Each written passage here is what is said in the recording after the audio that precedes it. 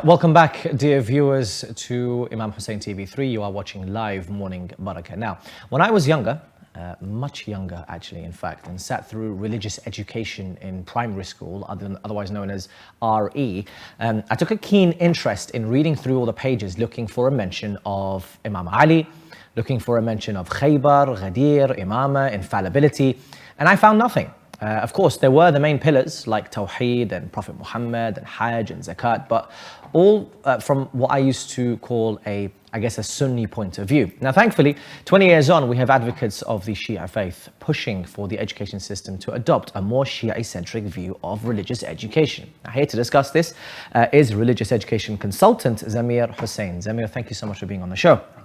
I guess, look, why is it, first and foremost, is it important to advocate for Shia literature in the British education system? Well, I think education in general, we need to be well-rounded individuals when we come out of the system.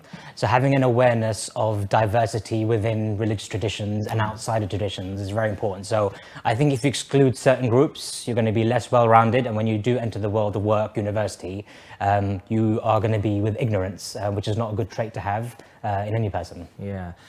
On that note, actually, I do have a list of topics, but you mentioned well-rounded. Now, looking into Shia studies and maybe even Sunni studies, isn't what people need to know just a general overview of Islam, or do they need to know the details of it? Well, I think if you go back 20, 30 years, there was, this is Christianity, this is Islam, this is Buddhism. Yeah. But there's billions of people in the world. There's 3 billion Christians, for example. You can't tell me every Christian is the same or there is a Christianity. Yeah. Likewise, if I tell you about Islam, there's not one Islam. There are many Islams that 1.5 billion people would say, this is my version. Okay. So I think making Islam or any religion a monolith is an error because not every Muslim is the same. Okay. And there are different Islams for us to know about. Okay, so then to what extent do you then extend the deepness that you go within each religion? So do you only focus on Sunni and Shia? If it's Sunni and Shia, is it just the schools of thought? How does it actually work when it comes to going deep? For example, there could be other sects within Islam saying, well, why aren't we getting a mention? Yeah, exactly. So I think that's where the expertise of the teacher has to lie. We would love to teach everything of everything possible, but obviously in a school, RE is not the only subject. You've got maths, English, science, geography, history, and RE doesn't always get the time it deserves. You might have 1 hour a week if you're lucky in some schools. So when you've got that limited curriculum time, it's for the teacher to decide, right, what is the most important thing? Okay. So if we're talking about Islam, the 2 biggest groups are Sunni and Shia. Okay. If you're talking about Christianity, it's Catholics and Protestants. Yeah. So you have to sometimes pick, but also there's a skill to teach our young people is about, yes, there are these groups, but let's teach them diversity as a concept itself, so that when they're given new ideas, it's something they're comfortable with and not something alien to them. Right. So RE, we've mentioned that a couple of times. What's the definition of RE and how does it fit into the British education system? Very unique. So RE is religious education, and people might not know this, but in the UK, it's statutory. So you have to teach it from the ages of, from primary school, which is age 5, 6, up until the age of 18. If you're a government-funded school, which most schools are, you have to teach RE as a subject, so which is not the case in many countries around the world. The RE was introduced at a time where it was a bit of Bible studies, when this was a Christian country, and it included, a portion of the day where students would sit and read the Bible and someone would teach them about stories of the Bible. As the UK has become a bit more diverse, RE has changed, has to reflect that as well. So I'd say in the last 10, 20 years, there's been more inclusion of different worldviews within RE, and that needs to reflect the Britain we live in, which is very diverse and not just Christian-centric. Okay, fantastic stuff. So, okay, let's getting into the actual Shia literature that's implemented in what was your role in implementing Shia literature within the education system? Yeah, so as you mentioned at your intro, if you look at your experience in school as well, like we've all experienced it as Shia Muslims in the RE classroom, you're looking for the page on Shiism in the textbook. So you're correct, Islam was taught Sunni-centric for a very, very long time. And the most you'd get in a textbook, you might get bottom right corner of someone with blood on their back and saying this is what Shias are. I think around every 10 years, not a fixed number, depends on the government, depends on the education system at the time, a reform happens about what are we teaching young people.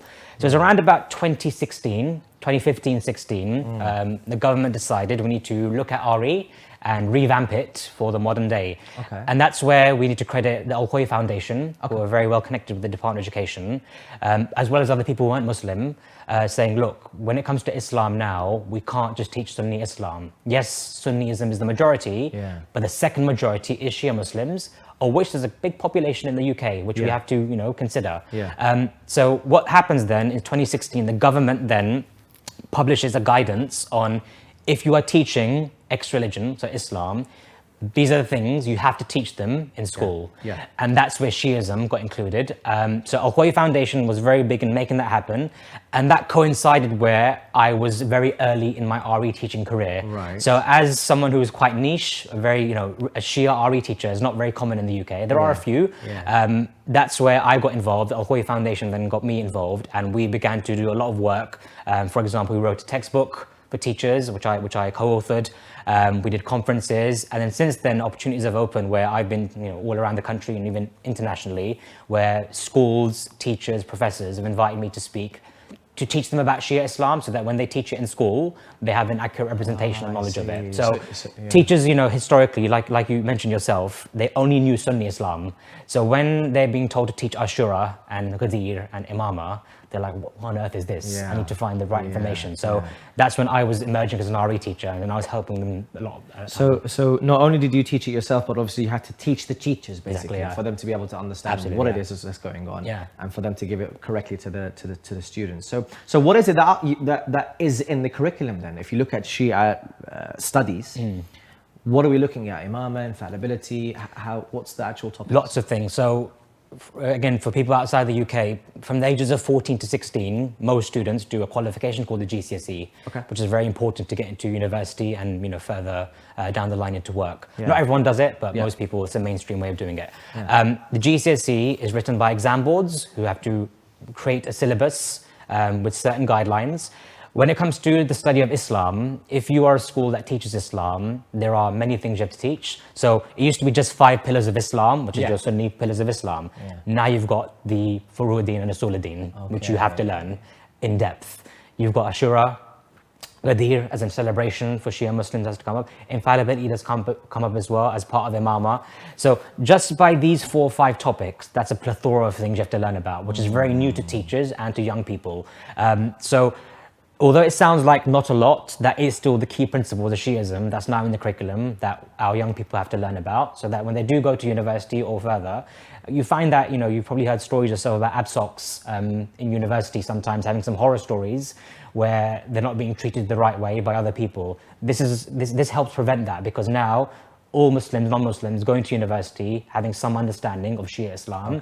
So when they see, the turba in the prayer room, they're not going to smash it, because they know it's something that's sacred and needs to be prayed on. Which I was going to say, actually, which brings me on to my next point in terms of the inclusion of Shia studies benefiting not only Shia students, but also students from diverse different backgrounds. So how would you say it would be able to help them as well? I mean, it's been huge, because I think I loved RE as a student as well, and I was learning about different religions and their stories and stuff like that. It was really fascinating, and it rounded me as an individual.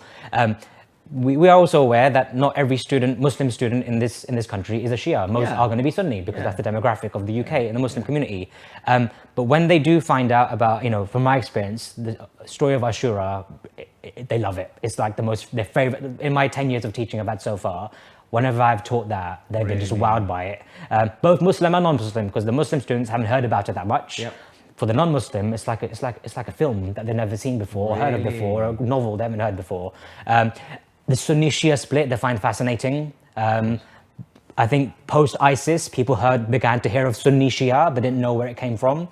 I think learning about how the split happened, the historical side, Abu Bakr, Ali, and all that kind of stuff, peace be upon him, that fascinates people as well. So I think regardless of your background, the reception has been good. And same, I have to say to my teaching colleagues, even those with a Sunni background, all my experiences that I've had so far, they've really been grateful for the support, and they've also been advocates of teaching it. Yeah, you've got a small pocket who aren't for it. But for the most part in the profession, people have really well received it. So does that mean that any kid now goes into primary school in RE, whenever they do get taught about Islam, wherever they are in the UK, or is it UK or they're going to be taught Shia studies? So that early, maybe not, but it's one of those things where from the age of 14 to 16, if you learn about Islam, Shia Islam is there. Before that, it's up to the teacher and up to the local borough to decide, because that's our syllabus for RE is written. It's written by the local borough. Okay. But I think it's very important for, in the local borough, there's something called the SACRE, which is the Standard Advisory Council of RE. That's a group of faith leaders, faith representatives, and teachers who write the syllabus for that borough. And they have seats for faith representatives. So I sit on one of them as a Shia representative, and they've got a space for Shia on all of these panels. Okay. It's very important for either our parents or professionals in the field who aren't even in education to take that seat in their borough so they can have an influence and say, right, this is where you could include Shia Islam. But I think good practice and good teachers in primary schools are including Shiism in a very basic form from an early age. So when they get to age of 14 and 16, they're already comfortable with it and they can access it quite easily. So how do we, you mentioned the parents, how do we get the parents more involved in this world? I think firstly, from a parental point of view, I think having conversation with your child about, right, what did you learn about in school that day? Today, for example, we live in a world sometimes now where the dinner table is, the phone's out and you're not talking much. So I think having that conversation with what you're learning about in school is very important. School websites, they have to publish what they're teaching. I think parents should engage with that quite a lot and see, right, this half term, this 6 weeks, what are they going to learn about?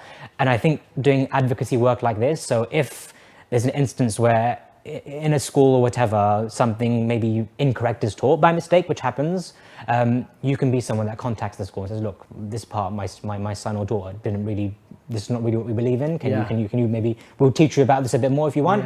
It's done with good intentions sometimes, don't get me wrong. So I think that involvement in your child's education is very important, and also on these official bodies, having the Shia present is very important. And again, before it was only a Sunni person present. I think me and my mum were one of the first people around to be put on as a Shia on the panel, because they wanted to have diversity within the panel so that when they write a syllabus, you can actually see what they're writing about and have inclusion there as well. Brilliant. So have that involvement, and people in the RE world, we're very open to people's criticisms and people's ideas, because we want the subject to be as best as possible.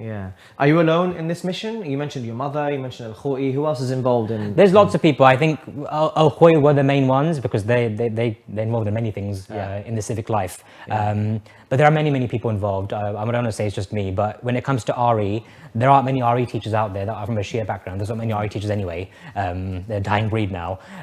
So it's just about, making sure that accuracy, we want accuracy, that's all we want. We don't want, like you mentioned, to be in that classroom as a young child and you don't feel included, and not even one version of Islam is being taught. You actually saw back in the day when it mentions Ashura, like blood and... that's all you know. And then, I've had experiences myself, which I don't mind sharing. Like even when I was training to be a teacher, we had this, I've shared it in many different platforms, this story where you go and do a study day on Islam, and the person who's talking about Islam, when you ask about Shia Islam, says some of the most weird things I've heard in my life. Like, really, they carry a black book of curses and they do this, that, and the other.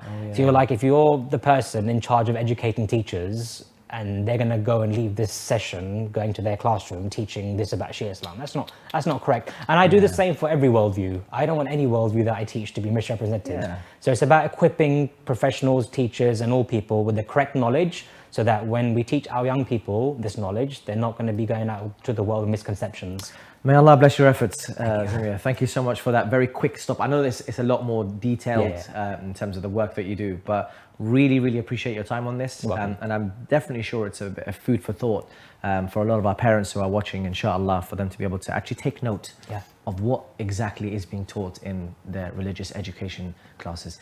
Zameer Hussain, thank you so much for your time. Now, moving on.